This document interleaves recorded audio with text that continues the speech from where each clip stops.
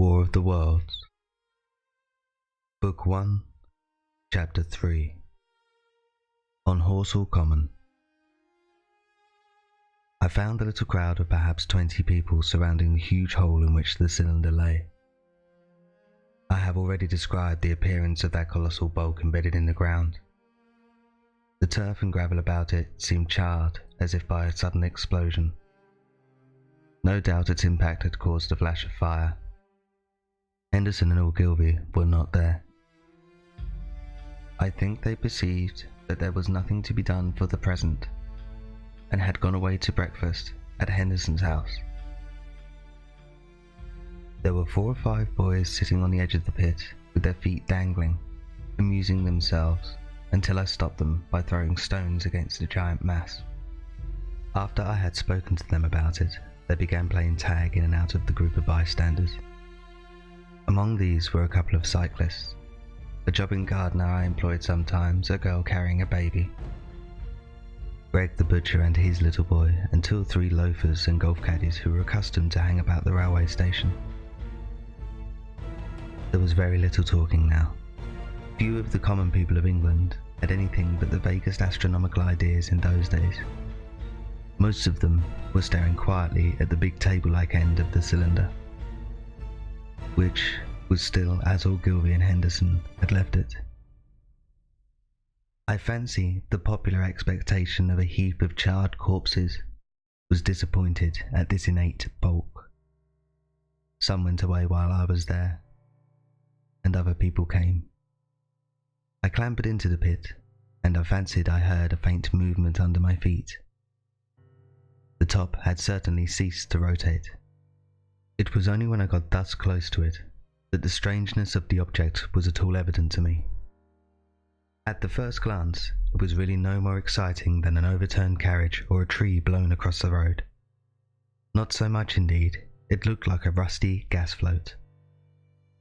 It required a certain amount of scientific education to perceive that the grayscale of the thing was no common oxide, that the yellowish-white metal that gleamed in the crack between the lid and the cylinder had an unfamiliar hue. Extraterrestrial had no meaning for most of the onlookers. At that time, it was quite clear in my own mind that the thing came from the planet Mars. But I judged it improbable that it contained any living creature. I thought the unscrewing might be automatic. In spite of Ogilvy, I still believed that there were men in Mars. My mind ran fancifully on the possibilities of it containing manuscript, on the difficulties in translation that might arise, whether we should find coins or models in it, and so forth. Yet it was a little too large for assurance on this idea.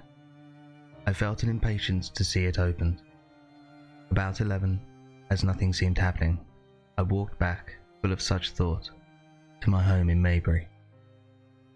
But I found it difficult to get to work upon my abstract investigations. In the afternoon, the appearance of the common had altered very much. The early editions of the evening papers had startled London with enormous headlines. A message received from Mars. Remarkable story from Woking. And so forth.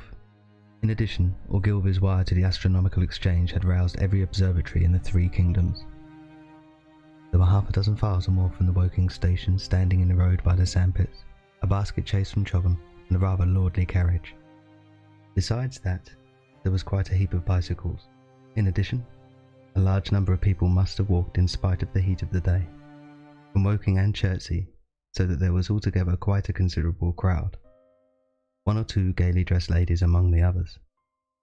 It was glaringly hot, not a cloud in the sky nor a breath of wind, and the only shadow was that of a few scattered pine trees. The burning heather had been extinguished, but the level of ground towards Ottershaw was blackened as far as one could see, and still giving off vertical streamers of smoke. An enterprising sweetstuff dealer in the Chobham Road had sent up his son with a barrow-load of green apples and ginger beer. Going to the edge of the pit, I found it occupied by a group of about half a dozen men. Henderson, Ogilvy, and a tall fair-haired man that I afterwards learned was Stent, the Astronomer Royal, with several workmen wielding spades and pickaxes. Stent was giving directions in a clear, high-pitched voice. He was standing on the cylinder, which was now evidently much cooler.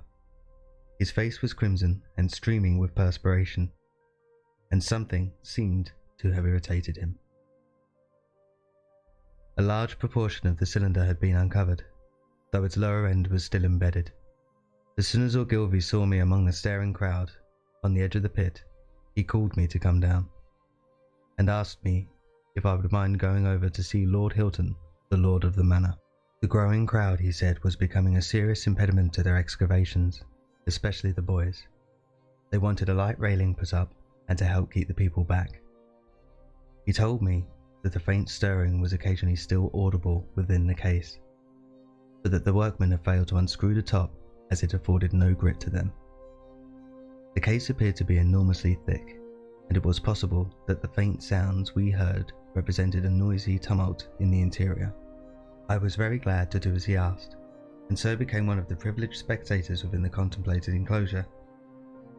I failed to find Lord Hilton at his house, but I was told he was expected from London by the 6 o'clock train from Waterloo, and as it was then about 5:15, I went home, had some tea, and walked up to the station to waylay him.